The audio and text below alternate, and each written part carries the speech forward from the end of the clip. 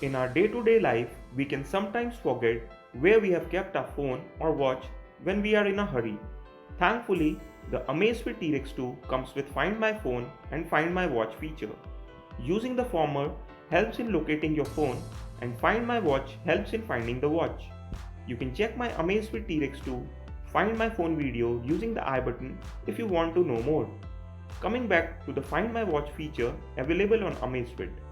You can access it by opening the Zepp app, tapping on Profile, and now open the Amazfit T-Rex 2 device page. Here, scroll below and look for the Find My Watch option. Tap on the option and with this, your Amazfit T-Rex 2 will start vibrating. However, the watch will vibrate for a very short period of time, so you might have to tap on the Find Watch option again and again until you find the watch. One thing to note here is that the watch needs to be in Bluetooth range for this feature to work. Otherwise, it won't work. So guys, that's how you find the lost Amazfit T-Rex 2 watch.